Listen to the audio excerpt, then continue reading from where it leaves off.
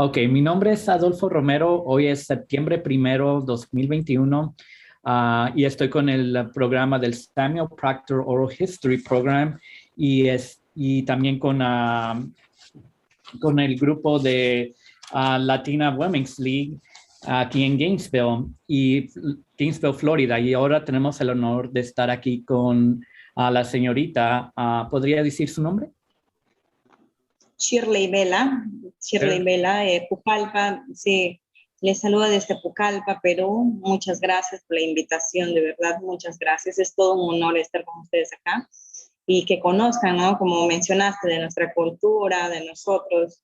Es muy amplio, muy rico hablar de nuestra cultura peruana, sobre todo de la Amazonía, donde es donde yo me encuentro, en la selva. Sí, estoy acá para responder tus inquietudes, conversar, conocer ambos de nuestra cultura. Claro, por supuesto. Para empezar, quisiera saber un poquito sobre ti, Shirley. Cuéntame, me contaste un poquito de dónde naciste. ¿Me podrías decir cómo fue tu niñez, un poquito, tus padres? ¿Perteneces a un grupo específicamente? ¿Cómo te criaste? Mira, no necesariamente, acá tenemos nuestra etnia, ¿no? Ya, yo no sé, buscando mi identidad, porque todos debemos saber de dónde venimos, ¿no? Supuestamente somos mestizos, pero hay una identidad detrás de nosotros. Yo investigando quiénes fueron mis tatarabuelos y acá, y según lo que yo pude investigar es que yo provengo de la etnia Cocama, que proviene de la ciudad de Iquitos, Loreto, que está, es otro departamento, pero también pertenece a la selva peruana. Loreto es uno de los departamentos de Perú más grandes que hay en la Amazonía peruana, ya, y mis padres pues son separados. Yo crecí con mis abuelos, papá, porque mamá y papá se fueron ya para cada uno cada uno destinó su vida, ¿no? Y yo me quedé con la abuelita. Y entonces ellos en un lapso de mi niñez, a los 6 años, yo vengo a Ucayali, que es de Loreto a Ucayali, pues están varios días viajando en lancha, que son embarcaciones embarcaciones fluviales o barcos, como lo conocen en otro lugar. Entonces yo vengo de mi niñez acá a Pucallpa, ya, Pucallpa, Ucayali, que también es selva, pero más pequeño que Loreto. ¿Ya? Y acá es lo que yo crecí en medio de acá de Pucallpa, conociendo ya las culturas de acá, que es parecido de allá, de donde yo nací. Ya son diferentes culturas. Por ejemplo, en Iquitos, donde yo nací, hay cocamas, acá, de la etnia cocamas, acá en Cayali hay los shipibos, son otras etnias. Entonces, es diferente cultura, es una diferente cultura. Ya pues crecí acá junto a una familia así, ¿no? Digamos, de padres separados. Y así crecí con el apoyo de mi abuelita. Claro, cuando eras así, niña, chamaca, tu abuela te enseñaba un poquito de la cultura, aprendiste de la cultura y qué tipo de la cultura platicaban o te aprendiste de tus abuelos. Bueno, ella me contaba de sus abuelos también, porque incluso justo estoy escribiendo también un libro que se llama Los cuentos de mi abuela, inspirado en ella para contar. Ella falleció hace 2 años, pero me dejó, por ejemplo, los cuentos. Yo no conozco mucho de selva porque vivo en ciudad, pero ella sí creció, era una mujer, para mí la más inteligente. Siempre lo he dicho esto porque era una mujer, era una analfabética, no sabía leer ni escribir. Entonces, crecer con una persona así, te puedes imaginar, es algo muy difícil para mí, no sé, no había nadie que me enseñe en casa, era muy difícil, ¿no? Pero era una mujer muy inteligente y que ella no le engañaba, ¿no? Sabía contar muy bien su dinero. Por ejemplo, cuando ya llegué a la adolescencia, hubo tiempos de que, por ejemplo, ya como adolescentes te mandas cartas con el novio y todo eso, ¿no? Y ella, ¿qué hacía? No encontraba mis cartas y llevaba a una vecina y decía, ¿qué es esto? O sea, era una mujer muy inteligente. Y ella, parte de su niñez, pues creció en un hogar, por ejemplo, yo lo voy a contar en algún momento su historia, porque creció en un hogar machista totalmente, y ya en plena selva de acá, de la Amazonía peruana, donde no existen tecnologías, donde, como ella dice, todavía usaba ropa, hacía su propia ropa, de las cortezas de los árboles. Entonces ella iba, me dice que hay unos árboles que le sacan las cortezas de eso, tú lo golpeas y lo haces tela, lo haces tela. Entonces tú misma, ella misma confeccionaba su ropa, no usaba zapatos, creció en un hogar donde habían 14 hermanos, siendo la hermana mayor, alguien tenía que sacrificarse y era ella, no ir a la escuela, por ejemplo, porque tenía que ayudar a la mamá en la casa. Entonces la historia, así como de ella, hasta hoy en día, así sigue siendo lamentablemente es nuestra cultura. En los hogares etnios acá de la selva peruana aún sigue existiendo eso. No van a las escuelas, uno, porque no hay escuelas incluso en los mismos lugares aledaños de acá. En el caso de ella, su papá era un machista y decía que las mujeres no pueden estudiar, no pueden estudiar y hasta hoy en día sucede esto, hay casos. Yo me dedico acá al periodismo en Pucallpa, entonces he visto y sigo viendo casos hasta hoy en día de que hay niñas que no van a la escuela. En su caso de ella, 11 años, 12 años, ya existe esta costumbre, lamentablemente, que la mamá lo permite, es que el papá es una triste realidad, ¿no? De que el papá sea el primer hombre, como lo llaman ellos, en el caso de las niñas, y son violadas sexualmente dentro de los hogares. Es una realidad hasta hoy en día. Niñas de 10 años embarazadas, las mamás los permiten, y acá nadie lo dice, hay poca intervención de las autoridades y es una gran pena. Y te imaginarás, ella pues mira, murió a los 75 años, te estoy hablando de hace 70 años atrás, donde no había justicia, donde no había intervención de la Defensoría del Pueblo, donde no había la intervención del Ministerio de la Mujer. Hoy en día teniendo varias instituciones que defienden a la niñez, que defienden a la mujer, no se llega, no se llega hasta hoy en día a cubrir esas necesidades. Solamente se encuentra ya, yo que veo la realidad, se encuentra ahorita niñas, 11 años, que las mamás, las abuelitas les han entregado por necesidad de comer. Esa es nuestra cultura, lamentablemente es así. Y en el caso de ella, de mi abuelita, era lo mismo. Entonces ella que me contaba ella, ¿no? Entonces, ¿cómo yo voy a ser la mujer de mi papá? Me decía, si él me ha criado. Entonces yo tenía que largarme de casa a los 12 años, tenía que salirme y huirme de la casa. ¿Por qué? Por uno que era machista y la mamá lo permitía, otro de que sufría bastante violencia, me golpeaban, o sea, por culpa de un hermanito, o no hacía bien los quehaceres del hogar, sufría maltrato, me dice, me golpeaba, me amarraba, y ella, como ella me dice, todas esas cosas feas que uno se pasa y es nuestra realidad. Dentro de eso hay miles de maravillas, como es vivir en la selva, me dice, ¿no? Ella me cuenta las anécdotas y es muy bonito, eso es lo bueno de ella, porque yo lo rescato de ella.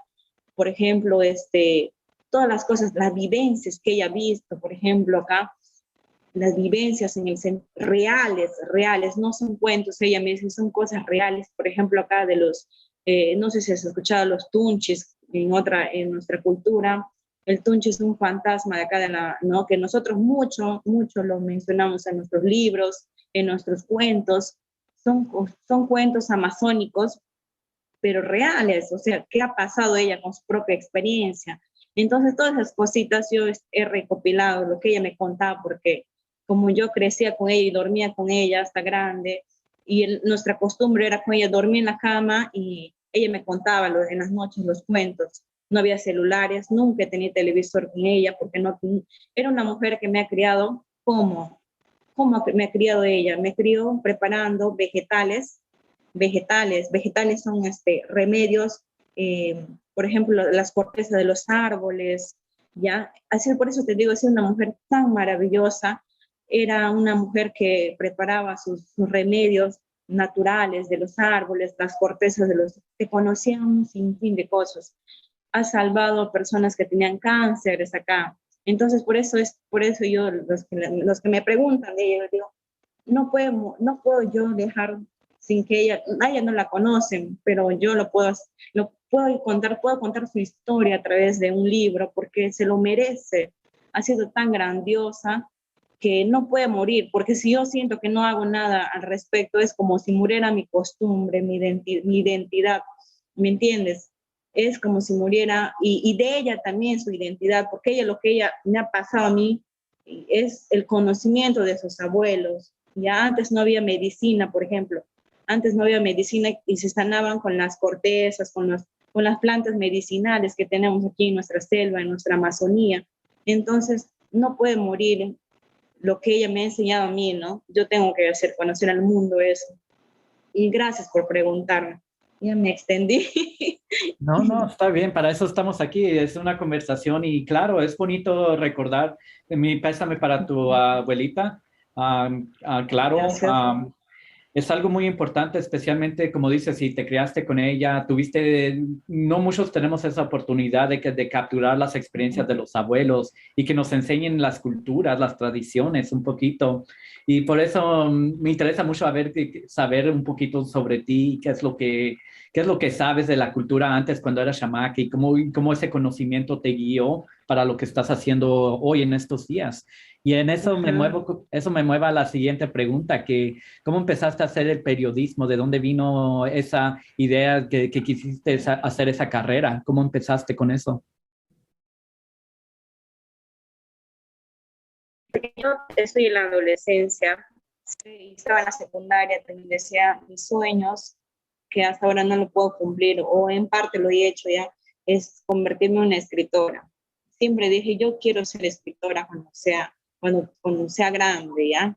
Y en parte lo estoy cumpliendo, porque cuando yo terminé la secundaria, ya tuve una hija, también soy mamá adolescente.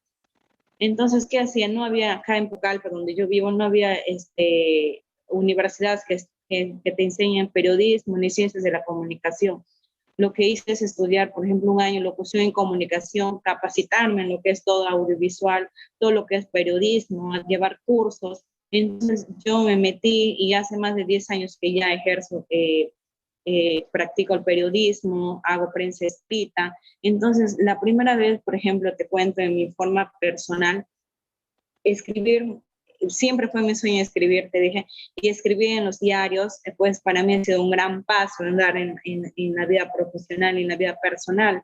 Entonces, por ejemplo, la primera vez que yo te cuento y les cuento a mis amigos que cuando yo veo una portada mía cuando yo vi mis portadas en los diarios que acá trabajo actualmente, yo no sé, me emocioné porque hasta ahora no hay gente que lo lee y no sabe que uno escribe, o a veces yo paso por tal lugar y veo que están leyendo mi artículo, ¿no?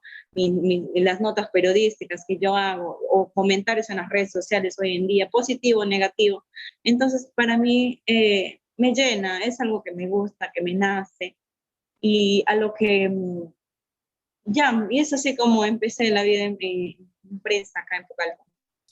Ok, como periodista, ¿qué son algunas cosas que empezaste a descubrir y escribir sobre me imagino que tuvo que ser un poco sobre los temas en los que ya te estás enfocando ahorita? ¿Cuál es un poco de la situación en Perú? ¿Qué es lo que está sucediendo? Si nos podrías contar cuáles son los problemas o qué es Ya, lo que está mira, sucediendo. dos cosas que empecé a hacer acá en Pucallpa es, por ejemplo, uno que es el sector salud, que a mí me involucra mucho y ha hecho de que yo con el tiempo he creado una asociación que se llama Asociación de Ayuda Solidario, ya que trata de, no necesariamente yo de mi bolsillo doy a las personas, sino lo que hago es gestionar para que llegue apoyo a tal persona. ¿Por qué? Porque he visto tanto la necesidad, yo como periodista, como reportera, que gano un sueldo básico, entonces, mira, involucrarme con cierta persona, con cierto sector, entonces yo tenía que hacer algo, decía, yo tenía que hacer algo, tengo que hacer algo para que no solamente llegue la información, se publique y se quede así, nada más. Entonces yo me involucro hace más de 10 años en lo que son temas sociales, en el sector salud, y luego lo que es tema ambiental, obviamente. En el tema ambiental, acá hay un montón de factores, un montón de lo que es la contaminación ambiental, los lugares que ya no hay hoy en día. Por ejemplo, si retrocedo a mi niñez, cuando yo llegué a Pucallpa, en la casa donde nosotros, el terreno donde nosotros compramos, con mi abuelita, que ella compró, existía un caño natural que se llama el caño se llama ¿cómo se llama? Una quebradita. Una quebradita es un circuito de agua, pero natural, ¿no? Y que esté en la ciudad. Entonces, recorría al costado de la casa una quebrada donde había peces, había lagarto, incluso había boas ahí. Entonces era una maravilla ese lugar, era una maravilla porque yo recuerdo y pescaba y comía de ese lugar. Entonces hoy en día ya no existe, por ejemplo, que hoy en día está convertido el caño natural donde yo encontré, hoy es un desagüe, ¿ya? Entonces, así como eso, mirar tantos lugares que hoy en día ya no hay, y es una pena, ¿no? Que ya no hayan, y lo peor de todo es que acá nadie se hace nada. Entonces, por ese lado, yo estoy enfocada, porque es social también eso, me involucra.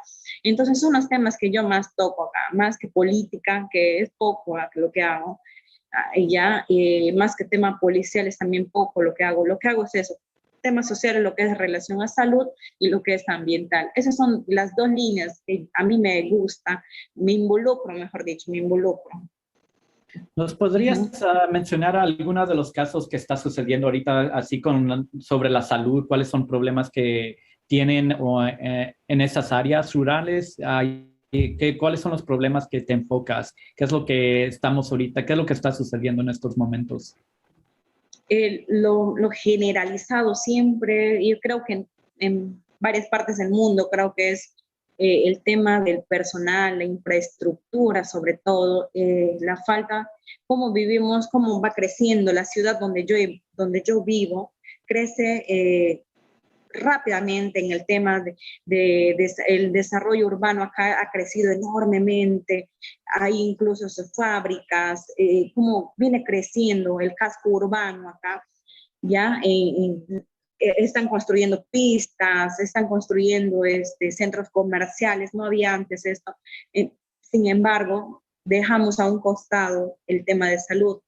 Por ejemplo, ahorita nuestro problema de hoy en día y desde hace muchos años, y creo que lo va a seguir siendo, es el tema, por ejemplo, como una ciudad tan moderna que se está haciendo en Pucallpa, donde yo vivo, no tenga un buen hospital equipado, ya no tengo un hospital equipado.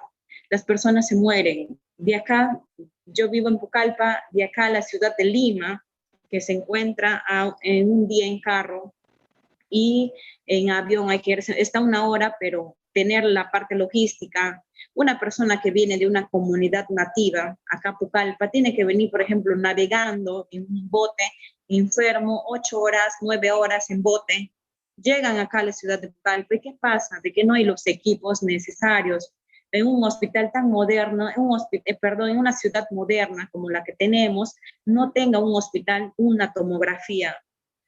Una persona que viene, un comunero que viene de la ciudad del distrito más alejado, por ejemplo, acá tenemos varios distritos alejados, que incluso están aislados, no tenemos cómo llegar.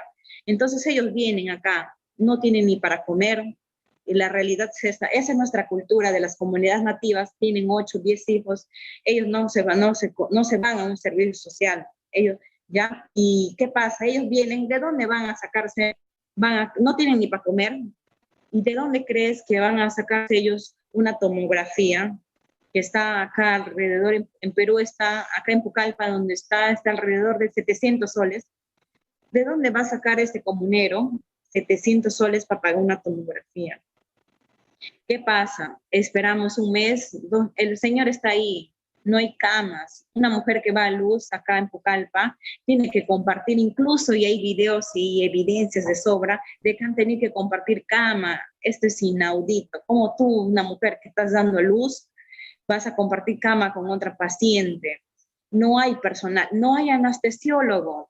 Yo salgo de acá, me accidento, me voy al hospital, estoy ahí esperando que me operen porque no hay anestesiólogo. Entonces, el anestesiólogo, por ejemplo, ha estado hoy día de turno, mañana no, un día no, así trabaja. Y qué piña, para mi mala suerte, me accidento el día de que el doctor no está de turno. Entonces, ¿qué hago yo? Para que las personas no mueran, ¿qué hacen? Los que tienen plata y las posibilidades de ir a una clínica lo hacen. Pero te puedes imaginar cómo está ese comunero que viene de lejos a la ciudad. ¿Se atiende? No se va a atender. Ay, la realidad, esa es nuestra realidad. ¿Y ese paciente qué hace? ¿Qué hace el servicio social? Le llama, hemos encontrado hace más de 5 años la solución de trabajo en las redes sociales y me ha dado mucho resultado. Yo estoy casi diariamente compartiendo los casos y yo me da cuenta que sí da resultados porque yo me llama el servicio social, me dice, tenemos un caso de un señor, no tienen, necesita apoyo, nosotros lo publicamos en las redes sociales, ¿ya? Y tenemos aceptación. Hay gente tan de buen corazón que va y apoya. Entonces esa es una salida que como yo, lo hacemos de todo corazón, sin intención de lucrarnos para nada, nunca recibí un sol y no es la intención de la asociación que yo he formado. Pero ¿dónde está el servicio social del gobierno regional? ¿Dónde está tú cuando vas? Yo me he ido personalmente porque yo hago eso, voy, toco la puerta del servicio social de las municipalidades. No cumplen su trabajo. Por ejemplo, cada municipalidad, yo insisto, de que debe tener un servicio social, de que ellos cubran la necesidad de su comunidad,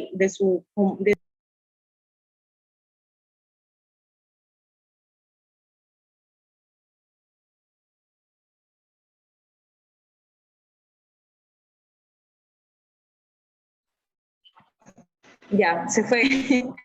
Y eso no se recuerda, Sí, Adolfo. sí, Sí, se fue. ¿Ya sí me escuchas? sí. Ok, ya regresó. Ok, está bien. Pero Esa es síguele. nuestra realidad. Y Ujú. así es amplio nuestra realidad. Eso es lo que más me acá. ¿Y por qué qué es lo que le dice el servicio social a usted cuando va a preguntar por ayuda? ¿Por qué no pueden dar la ayuda? ¿Cuál es el problema del servicio social? Para eso están ahí, ¿no? ¿O por qué no pueden ayudar? Ajá. El servicio social lo que hace es también, igual que yo, gestionar. No tienen un presupuesto, no tienen un presupuesto. Bueno sería que ellos reciban un presupuesto y lo tengan ahí. No tienen. Ellos también en el almacén donde yo voy tienen donación. A veces pacientes que ya terminan un tratamiento y lo que sobra las medicinas lo dejan ahí. Entonces así trabajan. Ellos tienen un sueldo como trabajadoras del hospital, pero nada más, no hay un presupuesto. Existe acá un sistema que se llama el SIS, el Servicio Integral de Salud, pero solamente ciertas Creo que se puso en mute. cosas, Ok. no, algunas cosas nomás, pero más allá no hay. Entonces, es la falencia que el sistema de salud es tan pobre que da tanta pena y a veces mucha tristeza y los que sufren somos nosotros mismos. Como te Claro. decía, no puedo tener yo plata, pero ¿qué pasa? Que no hay especialistas también. Entonces, todo un problema, todo un problema. Ok. Eh, Sí, ok, y cuando ¿cómo empezó quién empezó con la idea sobre la Yarina Concha al ritmo de la vida? ¿A quién fue la idea? ¿Cómo se dio a plago esa documental?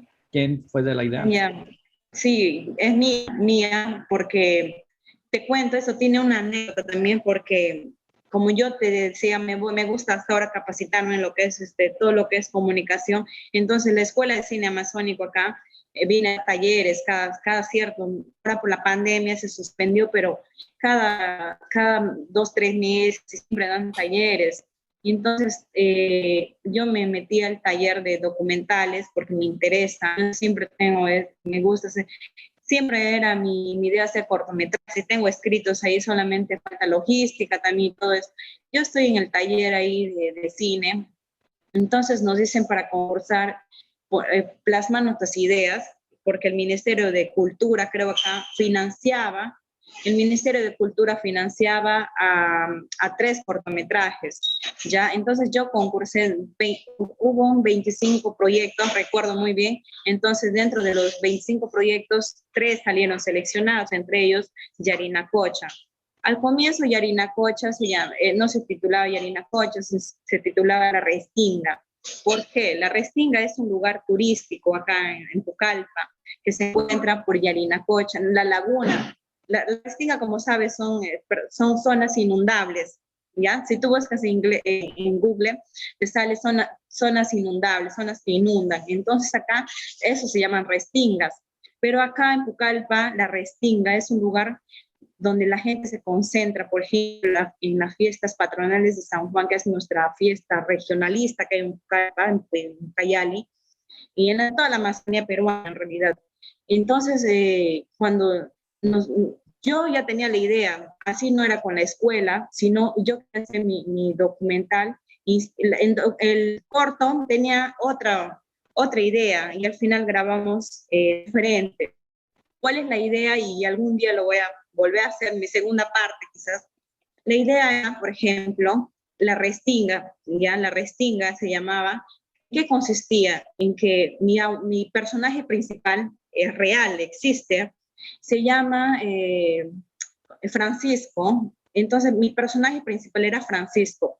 Francisco es un pescador nacido ahí ahí en esa zona. Él nació, tiene ya casi de 60 años. Entonces, la historia era basada en Francisco. Francisco es un pescador de acá, de Pucallpa, de que él nació, y él me cuenta su experiencia, que cuando él nació, él escuchaba los pajaritos, pescaba de la laguna de Yarinacocha, comía de ese lugar, vivía de ese lugar. Entonces, ¿qué pasa? De que hoy en día su vida es diferente a cómo, de que yo iba a hacer un vivencial con él, desde el momento de que él se despierta, cómo era antes, cómo es hoy en día el lugar.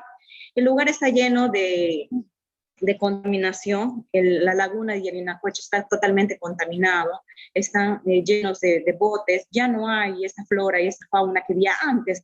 Él hace 60 años, cuando era niño, cómo era su niñez, él nos narraba cómo era su niñez, cómo es hoy en día. Eso era el objetivo del documental. ¿Ya? ¿Y qué pasa? De que el primer día yo lo grabo, él sale en el corto, sale un pedacito hablando, el señor Francisco. Al segundo día de grabación, porque teníamos solo 2 días de grabación, entonces al segundo día de grabación el señor se chupa, o sea, lo que te quiero decir, no quiere, tiene vergüenza, no sé cómo decir, pero él se retrocede, a pesar que yo ya habría coordinado con él hace como un mes. Ahí lo conozco en el sentido periodístico, porque es uno de los voceros. Él es uno de los voceros de ese lugar, de los pescadores, el que siempre está criticando a la autoridad, de que no se contamine, de que se rescate ese lugar. Entonces, por eso él era mi personaje principal. La idea es mía, yo lo escribí, entonces por eso es que yo gané ese concurso. ¿Y qué pasa? De que cuando él me rechaza el segundo día de filmación, entonces yo me quedo, wow, tengo que hacer un nuevo guión. Hoy en día, porque la grabación solamente son 2 días, entonces el camarógrafo, que es el señor Dino, el que quedó como el otro director del documental, Dino era, Pedro Dino se llama, él es de Lima, él no conoce nuestra Amazonía, más bien yo le hacía conocer nuestra Amazonía, él no es de acá. Entonces vino como camarógrafo, porque yo hice mi equipo, convoqué un equipo de filmación, camarógrafos, editores, todo. Entonces, él era el camarógrafo y yo le digo, el señor no quiere grabar, me está mal, entonces, ¿qué hago? Entonces, ¿qué hacemos? Improvisamos. La idea, él era mi personaje, entonces como ya no hay personaje principal, entonces todos del lugar tienen que ser nuestro personaje. ¿Cuál era el objetivo del documental? El objetivo era de que se muestre la contaminación de Yarinacocha, se muestre, eso era el objetivo, y este era el personaje. Como el personaje ya no quiere, y eso pasa en toda rodación, ¿no? Alguien puede fallecer, y eso se ha visto y en documentales, en películas y todo eso. Entonces, como él ya no quiere grabar, entonces que nuestro personaje sea todo, sea Yarina. Esto es lo que queremos mostrar. Entonces ya de la restinga lo cambia a Yarinacocha.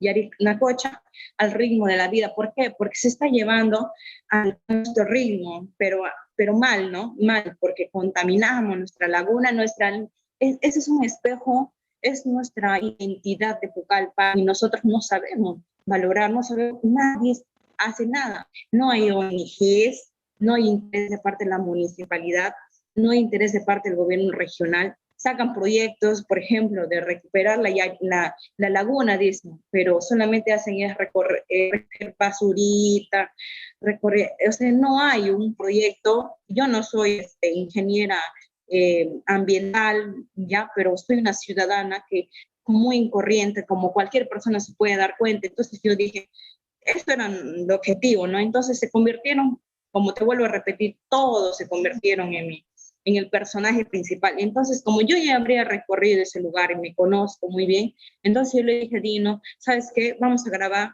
todo esto. Entonces, como él me daba opiniones, también si le vamos a grabar, por ejemplo, ese día le da opinión, entonces él también quedó, tengo que ser tan consciente, le digo, entonces tú también tienes que ser el segundo director. Y es así como quedamos los dos como directores, pero cuando comienza, cuando lees el video, cuando termina, dice idea original de Shirley, pero dirigido por Shirley y Pedro Dino. Esa es la historia del corto.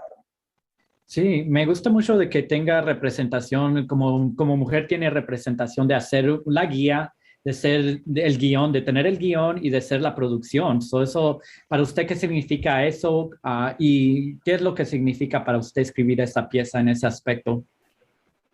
Para mí muy importante porque yo, como te digo, escribo y ahí tengo varios guiones escritos, solo que no lo, incluso he participado en otros cortometrajes, pero no como directora, sino, y es tan importante, ¿por qué? Porque cuando tú vas y ves el video, sé que están mirando una idea que es mía, ya, es una idea que cualquiera lo puede hacer, pero para de pensar y a realizarlo, te toma un gran paso a saltar, ¿me entiendes? Entonces, para mí es tan importante porque el video se ha llevado acá a concursos nacionales también, ya, a concursos nacionales, y la idea no solamente es la idea también es promocionarlo, ¿no? Ya lo hemos hecho acá, por ejemplo, y yo pensaba este año, pero por la pandemia que no hay clases, por ejemplo, llevar cine en tu escuela, wow, se acabó mi celular. Shirley, bienvenida de regreso. No te puedo escuchar todavía. Okay, ya está. Estás almorzando ahí. Disculpa, se me fue la batería. No te preocupes, sucede. Nada más lo puse en pausa, eso no hay problema. Estamos igual de donde dejamos. No te Y no preocupes. traje mi cargador. Oh, Ya, ándale. continuábamos en bueno, es lo que yo siento, ¿no? Sí, Y nada, me gustaría que otras personas también continúen, ¿no? Hay tanto que contar en nuestra Amazonía, hay tanto, muchas cosas que contar y eso no es nada. Para mí es algo que incluso me he quedado también demasiado porque tengo ahí varias cosas que grabar y no lo hago. Entonces, por el tema de la casa, y ya el trabajo y todo eso, ¿no? Dedicarse a otra, y ahora con la asociación que yo me involucro mucho con el sector salud, entonces es tantas cositas también, y aparte otros proyectos de trabajo y todo eso, entonces me he quedado un poquito más bien, ¿no? No hemos seguido más por la pandemia y todo eso, ya no hemos continuado, ya no continuamos con proyectos como deberíamos hacer. sí. Sí. Te quería preguntar si me podrías dar información así, cosas de las... quiero ver lo que está sucediendo, pero a través del aspecto de la mujer, cosas de la mujer, como estás hablando sobre la salud, estás contando un poco de las culturas, de las tradiciones. ¿Me podrías contar un poquito más, saber más del género y cómo se están empoderando las mujeres y se están movilizando un poco más en estos tiempos o qué es lo que está sucediendo? A ver, te comento también que formo parte de un grupo de mujeres acá que promueve una regidora de una municipalidad. El objetivo es encontrar las necesidades de las mujeres maltratadas y cómo son. Te comento que aún seguimos viviendo en una comunidad, bueno, me imagino que debe ser global, ¿no? Que una comunidad machista todavía, muy machista, a pesar que un gobierno decreta la equidad de género, mitad, mitad, aún sigue existiendo. Piensan que, por ejemplo, como mujer no puedes llevar una cámara, no puedes grabar, aún seguimos con eso. Por más que sigas estudiando comunicación, hay mujeres que estudian bastante, más que hombres incluso, ¿no? Pero aún seguimos con eso de que tú por ser mujer, por el hecho de ser mujer, tienes que ser reportera y no camarógrafa. Tú por ser mujer tienes que ser reportera y no fotógrafa. Entonces seguimos con eso, de cualquier lado que nos encontremos, seguimos con ese lado machista. Entonces eso tenemos que cambiar y tenemos que cambiar, cortar desde raíz, ¿no? En el sentido de empezar desde las familias, porque eso viene de casa. Yo veo como mamá, como mujer, como hija, veo de que el machismo inicia pues desde la casa, desde la mamá. Las mamás son las que inician el machismo, ¿no? Desde, por ejemplo, a decirte, tú como mujercita tienes que lavar pues, los platos, tu hermano varoncito tiene que cultivar la huerta, entonces tú tienes que atenderlo porque tú eres mujer. Entonces nuestra cultura y yo lo sigo viviendo, porque yo tengo una mamá y dos hermanos y mi mamá aún es así. Entonces el machismo no se va a acabar de la noche a la mañana, sino tiene que ser cultura. Y nuestra cultura es así, como te mencionaba, de mi abuelita, como te mencionaba hasta hoy en día, de que nuestra cultura es así, de que la mujer tiene que estar en su casa, tiene que hacer cosas, que no puede hacer cosas lo que hace un hombre. Y ahora, ¿cómo vemos el tema de mujer acá?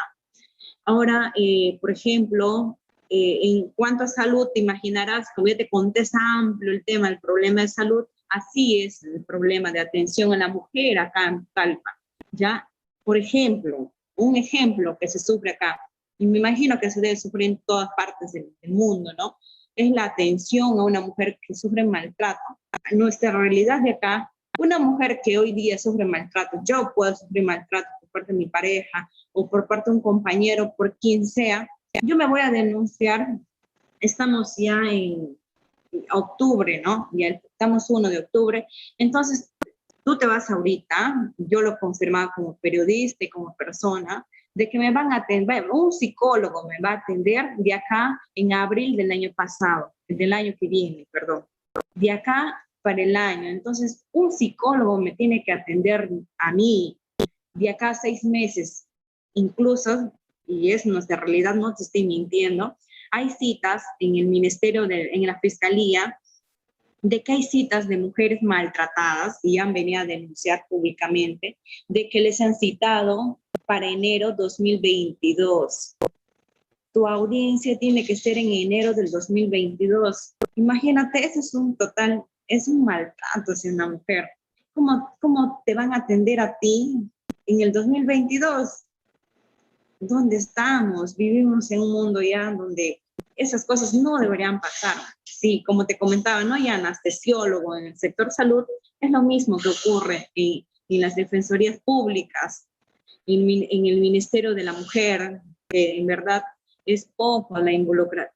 Lo dice el Ministerio de la Mujer, pero en la práctica yo lo vivo y muchos lo vivimos, no se ve la presencia del Estado. Entonces, ese es un problema multisectorial.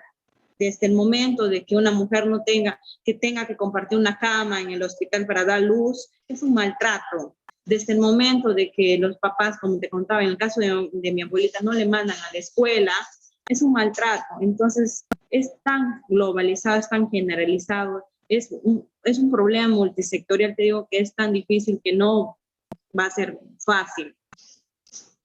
Eso es lo que pasa y como te comenté es lo que yo creo que pasa en muchas partes del mundo, ¿no? Claro, claro. Quería hablar un poquito sobre el ritmo de la vida. ¿Me podrías explicar algunas de las cosas de la laguna? Un poquito sobre la laguna y quiero saber qué condiciones está la laguna, cuándo empezó así a que haya más polución, que esté contaminada el agua, cuándo empezó todo eso y cuáles son los efectos en la comunidad. Yo creo que en los últimos años, porque yo tengo 29 años y recuerdo cuando era niña, ya que yo iba a pescar todavía ahí. Hasta hoy en día las personas se siguen bañando ahí porque es un lugar, es un río que corre y todo eso, pero ya está contaminado. Hace muchos años, cuando yo era niña, y otros como Francisco, que iba a ser mi personaje en el documental, me cuentan que las personas tomaban agua de ahí, pescaban de ahí, se bañaban de ahí, pero hoy en día, a pesar que está contaminado, ¿por qué? Está contaminado porque no tenemos un residuo sólido. El hospital amazónico, hay un hospital acá, este hospital, el desagüe de este hospital cae en la laguna de Yarinacocha.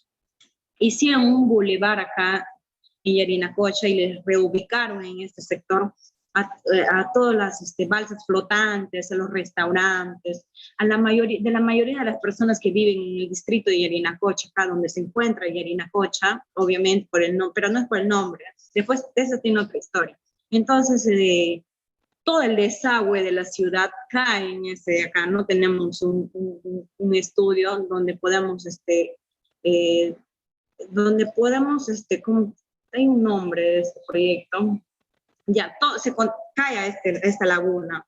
Entonces hay personas, y la realidad es así, que por ejemplo, asentamientos humanos aledaños a ese lugar no tienen agua potable, no tienen agua, no toman los niños de ese lugar agua tratada. Lo que hacen muchas familias humildes, siguen consumiendo, por ejemplo, siguen consumiendo este agua contaminada, que es de Yarina, siguen consumiendo este agua, siguen pescando de ahí.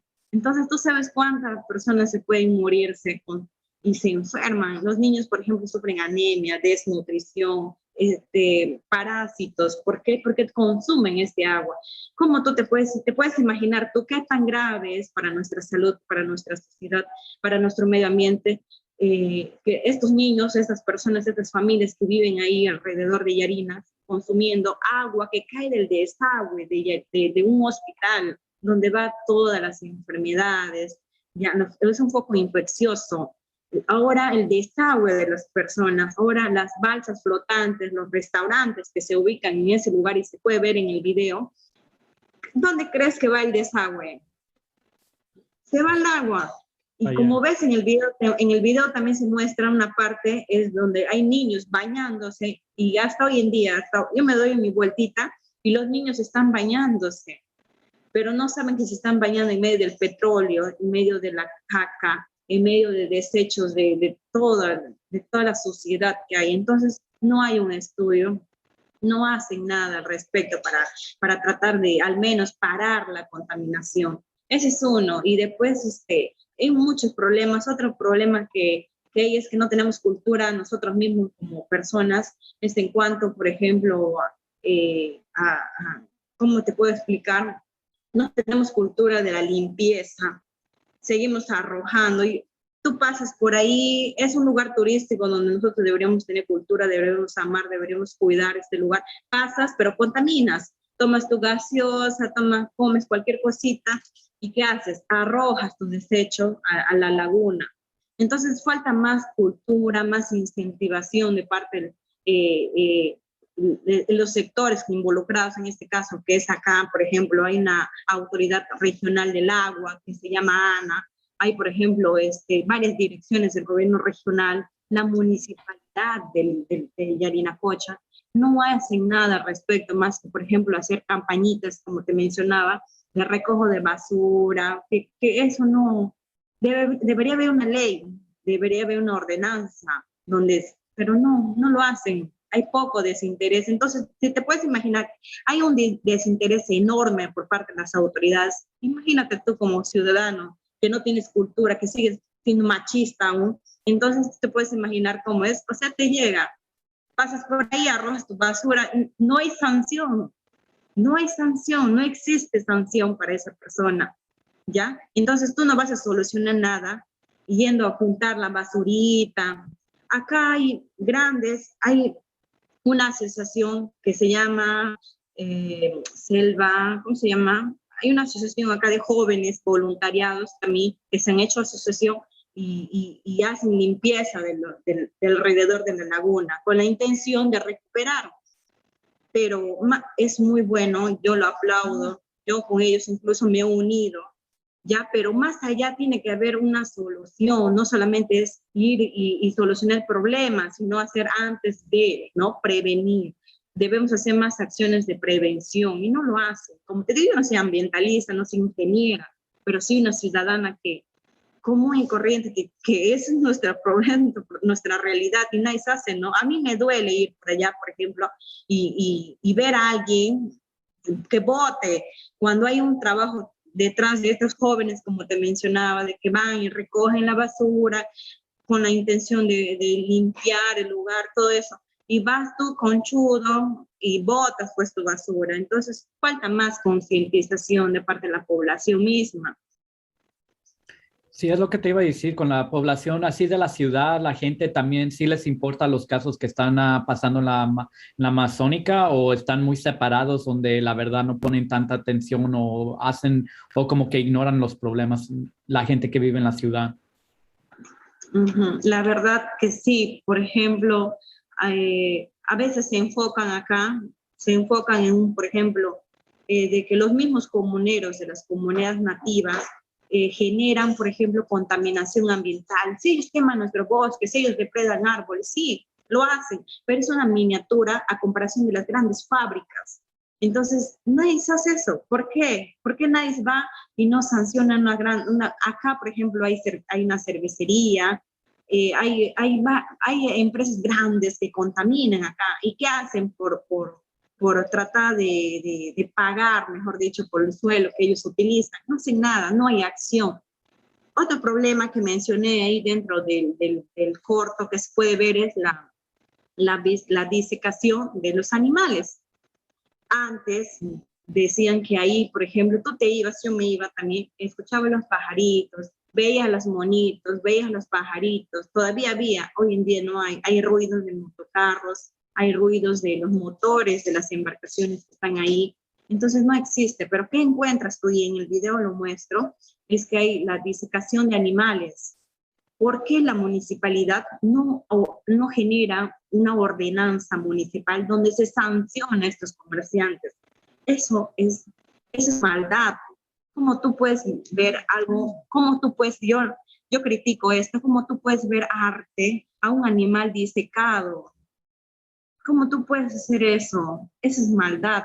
Tú no puedes. Yo aplaudo a mis hermanos artesanos, les digo hermanos porque vivo acá también. Entonces, que hagan sus artesanías, sus áreas, es muy bonito, pero la disecación, o sea, eso debería haber una ordenanza. En el video está, al final se muestra también dos niños cazando, ¿cómo se llama ay no, me olvidé, estos dos garzas, se ve a estos dos niños llevándose. ¿Cómo tú, como padres, permites eso? Cuando estos animales están en extinción, ya no van a haber de acá a unos años, y ya no se ve a unos años, ya no se ve los buqueos saltando cuando tú te ibas ahí. Entonces, ¿a dónde tú te llevas? A comer, dicen, a comer. Entonces, ¿cómo tú puedes hacer daño a tu propio medio ambiente, al lugar donde tú vives? ¿Cómo puedes hacer eso? No encuentro yo respuesta.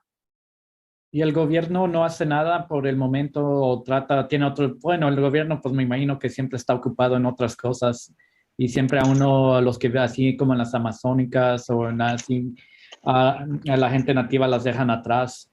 No sé si ese sea el caso, porque no interviene el gobierno. Sí, en el lugar donde te menciono, Yarinacocha, no viven personas nativas, todos son personas mestizas, es la misma ciudad, solo que hay el espejo de agua. Entonces, con más razón deberíamos cuidarnos, ¿no? Como vemos en Claro. Venecia, en otros países, donde debería ser el agua. Ese agua es claro, es un río que corre. Imagínate si fuera estancado, sería horrible. Sí. Y acá ya se han perdido otras quebradas parecido a eso, se llama Yumantay, que también lo pienso hacer más adelante. Esa quebrada ya no existe. ¿Qué ves tú? El río corre, pero corre como petróleo por barro, tierra, ya no existe. Entonces, ese es el destino de Yarinacocha, si no se hace nada hoy en día. Esa es la pobreza mental de no hacen nada a tu pregunta de que no hay nada, no hay ninguna acción por parte del gobierno. Hay personas, como te menciono, grupitos que salen buscando rescatar, hacer algo, pero hay poco interés por parte de las autoridades. Hay congresistas nuevos acá en Perú. Hace poco hubieron elecciones nuevas. Nosotros, pues, yo, en lo personal, voy a mandar cartas a nuestros congresistas para que ellos, pues, pongan de interés público, ¿no? Ya hay por ahí una ley, pero no hay más allá, no lo desarrollan, me han dejado de lado. Entonces debería haber una ley, ¿no? De rescatar nuestra laguna Yarinacocha, pero no lo hacen. Sí, ¿podrías mencionar un poquito sobre las culturas, tradiciones que tienen en esas áreas? un poquito platicar sobre las culturas, tradiciones Ya, ancestrales. la tradición más grande que te puedo mencionar es nuestra fiesta de San Juan. San Juan se celebra cada 24 de junio acá en toda nuestra Amazonía peruana, toda nuestra Amazonía. Ya son varios departamentos que lo hacen acá en Perú y acá cada 24 de junio, y en realidad días antes del 24 de junio, acá es una fiesta que nosotros lo vivimos y lo esperamos ya todos los años, desde hace un año ya. Tú te vienes preparando ya, por ejemplo, ya vienes criando ya, la costumbre es eso, criar nuestras gallinas, que nos van a ser sacrificadas, ¿no? Para ese día, nuestras gallinas. Ahora, cómo se involucra toda nuestra Amazonía se involucra el comercio, las familias, ya nuestros agricultores que vienen desde las chacras, las comunidades nativas, ellos se vienen cultivando las hojas de bijao. Te puedes imaginar, ¿no? El plato el plato sanjuanino, ya nuestro Juane se llama, ¿no? Es arrocito envuelto en hoja de bijao o plátano, como lo hacen en otra parte. Sí, sí. Ya, tú ya vienes trabajando y lo puedes buscar en internet, tú pones la fiesta de San Juan, es la fiesta más grande que hay en nuestra Amazonía, aparte de Navidad que llega, que es a nivel mundial, pero nuestra fiesta de San Juan es única. Tú ya vienes preparándote hace un año, como te decía ya, criando tus gallinas, tus pollitos, ya estos van a ser destinados para el año, nuestros agricultores en las chacras, ya cultivando estas hojas que salen a vender. Entonces, nuestros comerciantes que venden arroz, las aceitunas, los condimentos, todo esto, entonces involucra toda nuestra Amazonía, desde las personas que se visitan, familias. Es una tradición, incluso que tú puedes viajar de una ciudad a otra ciudad, ahorras todo el año te pasas ahorrando justo para ir a disfrutar de ese día. Por eso te digo que es nuestra fiesta más grande, San Juan es la fiesta más grande. Entonces, la tradición de días antes es, por ejemplo, si no has criado tu gallina, vives en la ciudad y no tienes dónde criar, entonces tú tienes que ya ir, incluso acá, las municipalidades, el gobierno regional, a las personas que trabajan para el Estado, ellos reciben una canasta, reciben un bono incluso. Entonces, es tan grande y días antes tú ya vas comprando ya tus ingredientes, tu gallina, tu arroz, ya vienes comprando ya vienes preparándote tu ropa de baño, las chicas su ropa de baño, ¿no? Los niños, las pelotas, los flotadores, porque la tradición es ir al río, es ir a bañarse. Entonces, la laguna de Yarinacocha es nuestro principal lugar turístico, es el lugar más visitado.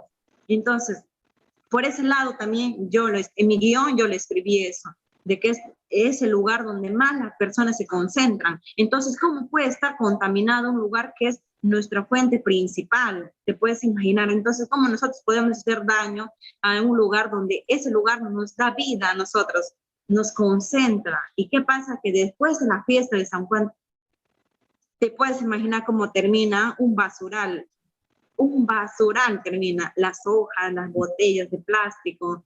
Entonces, ¿cómo tú puedes hacer daño a algo que te hace bien? Te hace bien porque te hace disfrutar ese día. Esa es nuestra costumbre de nosotros. ¿Y cómo hacemos en el lugar de la Restinga, Yarinacocha, donde te hablo? Tú te vas en familia, llevas tu Juan en bolsa, porque ese día se come solo Juanes, desayuno, almuerzo, cena, si sobra el día siguiente, hasta el tercer día comes Juanes. Entonces tú te vas con tu toalla, tienes en el piso, te echas ahí. Entonces antes miraban los bujeos saltando, ahora llegas, pues mira, puros botes, el petróleo derramando, el combustible derramando, el desagüe derramando. Entonces ya, pues, ¿cómo vas a comer mirando la laguna? Pues que miras algo desagradable y que yo no puedo ir a comer ya. Entonces esa es nuestra costumbre más grande que hay en ese lugar. Y en toda la Amazonía. Sí. Te quería contar, o bueno, que me platiques ahorita que ya ves con el COVID-19 que está ahorita por todas partes, ¿cómo ha sido la población afectada en esos lados, localizaciones? Ya, en general ha sido afectada, como en todo el mundo, el sector salud, miles de personas muertas, en el sector de educación no hay clases hasta ahora, y nuestra realidad es que, por ejemplo, en esa zona no hay internet. Hay familias que con 8, 9 hijos, pues no tienes para comprarte un celular. Entonces te imaginarás que este niño no hace clases. Son 2 años ya que no llevan clases, no hacen clases. Entonces, que por ahí hay estrategia de las direcciones de acá, hay estrategia de llevar, por ejemplo, un librito, pero ¿qué sacas tú aprendiendo? Un librito, ¿no? Cada mes, pero eso es nuestra realidad durante todo el año, todos los años, y va a seguir siendo en nuestras comunidades nativas, porque no hay, no llega hasta hoy en día, esto sin hablar de la pandemia, los maestros no se iban a las comunidades nativas, no tienen acceso a escuelas, una posta de salud. Entonces, por más que antes de la pandemia siempre ha existido esto, y ahora después de la pandemia aún más se ha visto, ha resaltado este problema, porque hay niños, a pesar que viven por la zona cerca, que no tienen sus papás para comprar, por ejemplo, un celular, como te mencionaba, ¿no? Y conversando.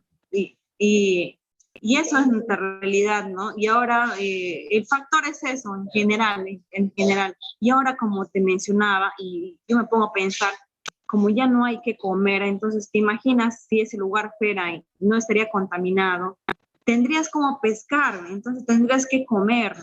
Entonces, como hay una pesca indiscriminada, hay deforestación, no hay reforestación en el lugar, entonces como no hay reforestación, no hay frutos, entonces te has visto afectado. Acá las personas, si no han muerto por COVID, han muerto de hambre. Así es nuestra realidad, así es nuestra triste realidad. Gracias por compartir. Te quería preguntar, Shirley, ahorita, ¿qué planes tienes ahora que a continuación, ya que terminaste esta producción? ¿En qué me estás contando que ahorita, hace momentos también que quieres hacer otras obras, quieres seguir trabajando en lo que estás haciendo? ¿Cuáles son algunas de tus ideas que quieres hacer para el futuro? No, ahorita actualmente estoy por publicar lo que te comenté, los cuentos de mi abuela, que es sus cuentos reales, Sí. pasados de ella. Ya está ahí en trabajo, ahí está ya, pero falta es logística para publicar. Entonces está ahí. Y a veces, muchas veces, tengo otros cortos, ya, por ejemplo, hay otro corto que se llama Shirambari, que está ahí para grabar todo, ya estaba, pero antes de la pandemia no nos permitió grabar y todo eso.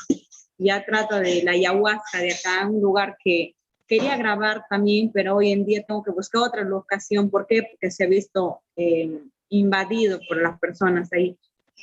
Pero muchas veces por la desidia mismo de uno mismo no lo hacemos, ¿no? Porque estamos en varias cositas, o queremos, tengo ese defecto de querer hacer muchas cosas a la vez y a veces no hago nada, ¿ya? Entonces, en eso estoy, ¿no? El libro y también hacía otros proyectos que ya lo voy a hacer. Poco a poco me estoy comprando, por ejemplo, cámaras que no tenía. Claro. Esa es una parte muy, muy importante, porque eso es lo que me detenía a mí, no tener implementos de trabajo, como es una cámara y todo eso. Pero ahora Sí. ya lo tengo. Sí, eso es. Ahorita acabamos de entrevistar a otra persona de Perú y así haciendo producciones en la Amazónica y me están contando lo mismo. La primera cosa era el equipo, comprar el equipo es lo importante. Es como uno se mueve, sigue dándole para el frente y es algo importante porque no es regalado, son recursos que uno tiene que No, pues, comprar, tiene que... así es. Sí, no, pues me da mucho gusto. Ya llevamos ya vamos para la hora y media, pero quería a lo mejor que nos cuentes algunos comentarios que quieras dejar a la gente que ve las producciones que estás haciendo, el documental, qué son cosas que quieres tú dejar como mensaje que entienda la gente. Ya, en este corto específicamente, que sienta como yo. A mí, por ejemplo, me duele eso, me duele porque se está perdiendo con nuestra costumbre, nuestra cultura. Si ese lugar se acaba, entonces, ¿cómo tú vas a ir a contarle a tus hijos, a tus nietos, de que existió un lugar que hoy en día ya no hay? ¿Cómo tú le vas a decir, vámonos a tal lugar, acá, hijito, como puedes ver, saltaban los bujeos, que quede solamente en tu historia? Es algo tan triste que tus hijos no lo puedan ver. Exactamente eso. que tus hijos no puedan ver lo que tú has visto, que se quede solamente para ti. Entonces, es tan triste y me gustaría que las personas que vean este corto y otros cortos, que hay varios, un montón, que la idea es eso, ¿no? De que no contaminemos nuestro recurso, ¿no? Lo nuestro, nuestra casa, que vean eso como cada productor o como cada director piensa, ¿no? Que lo vean desde su perspectiva, que quiero que vean como yo lo siento, o la idea, aunque sea chiquitito, que haya sido un videíto, que lo vean como yo lo veo y como yo siempre les explico a muchas personas, ¿no? Como te decía, tengo la idea de llevar a los colegios, no con la intención de lucrarme, sino de que lo vean de ese lado. Yo no soy ingeniera, como te menciono, pero quiero que vean eso algo. Yo me he unido con varios ingenieros y para que me capaciten y me vean y ellos también. Entonces, la idea mía, yo les digo, es hay que ir a colegios, yo lo muestro y tú le explicas desde tu perspectiva como ingeniero ambiental. Entonces, ya muy bien, entonces también hay ese proyecto de hacer en los colegios, llevar cine a tu comunidad, por ejemplo, ¿no? En los asentamientos humanos, donde vean, se muestre, no solo ese video, sino otros videos de otros amigos, ¿no? Que vean ese mensaje, no se quiere ir a mirar, ¿no? Ay, eso ya conocen nuestra realidad. No quieren, me han contestado así, pero yo sé cómo es, ¿para qué voy a mirar? Y es verdad, ya lo saben, pero quiero que vean el mensaje, que eso no lo están viendo, y eso es lo más importante, no lo ven eso. Eso es lo que te quería decir. Gracias, Shirley. Te quiero, a lo mejor quieres decir unas cosas a lo mejor que no mencioné o algún mensaje que no haya mencionado, un tema que no mencioné. Ahorita tienes el piso, puedes decir lo que quieras. No, creo que lo dije todo. No, no, está Solamente bien. que No hay muchas problema. gracias. Por Muchas supuesto. gracias. Más bien, te agradezco que hagan estos tipos de entrevistas porque pueden mostrar la realidad, ya que acá, por ejemplo, en nuestra localidad no nos dan la oportunidad, ¿no? O no nos hacen caso, es una más del montón. Pero de que me hayas llamado, para mí me da mucho gusto poder compartir quizás acá no nos hagan caso, porque todo se conoce en la realidad. Entonces, que tú me llames y que te cuente un poquito de cómo es acá, entonces a mí me llena de felicidad, me complace poder haberte respondido lo que me has preguntado. Entonces, muchas gracias. Me gusta que sigas así, ¿no? Que sigan así ustedes, dando la oportunidad a otras personas, ¿no? Que conozcan de su cultura, su realidad más que todo, ¿no? Muchas gracias. Gracias a ti, Shirley. Como lo que me pongo a pensar ahorita, muchas de las cosas que hablas, que mencionas, eso siento como que es todo, está pasando por todas partes del mundo también, así como la contaminación, las fábricas tomando el control. En caso se va y miren las mismas conclusiones. Es el que estas compañías tienen mucho poder y pues no hay mucho cambio que se esté haciendo, pero son cosas que tenemos que, por eso es importante traerlas hacia el público y mencionar y saber de dónde está viniendo todo esto para hacer cambios. Ojalá que haya cambios. Sí, por supuesto. Por supuesto, yo he sacado un montón de temas periodísticamente, como te digo, acá la gente ya como que ya cansa con ese tema, ¿no? Sí. Pero es nuestra realidad, no lo quiero, como te digo, no ven el mensaje, no quieren ver el mensaje que uno quiere dar. Allá no Muchas amenazan gracias. allá no amenazan a la gente o a algo así si tratas como de averiguar mucha Sí. información que te digan para de hacer lo que estás haciendo. Sí, sí, hay casos de periodistas y también de dirigentes que han muerto por defender su territorio. Si buscas en Google y si anotas el caso Sahueto, el caso Sahueto, se mataron a 3 dirigentes indígenas por defender sus territorios. Y ya Sahueto está en un distrito alejado de acá de Ucayali. Entonces ellos, así como yo, venían reclamando, venían pidiendo públicamente, han pedido con documentos a las autoridades que por favor defiendan sus territorios, que están siendo depredados por madereros, que son deforestados por personas inescrupulosas, que se lucran con nuestro medio ambiente, que talan por talano. Ellos han hecho.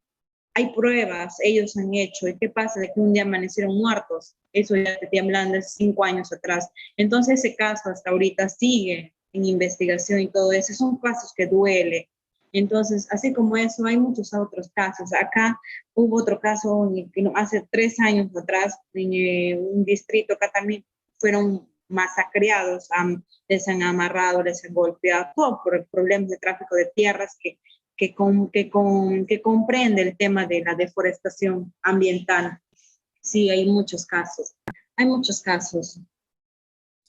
Bueno, Shirley, ya estamos a tiempo, pero te quiero dar otra vez muchas gracias por acompañarnos hoy. Sé que esta entrevista, muchos de nuestros grupos, organizaciones van a estar bien contentos de ver tu experiencia, de entender el trabajo que estás haciendo. So, muchas gracias por estar aquí hoy con nosotros. Es un honor y un Gracias a gusto estar aquí. ustedes. Igualmente, gracias. Muchas gracias. Espero que no sea la última, la primera y la Claro que última. no, claro.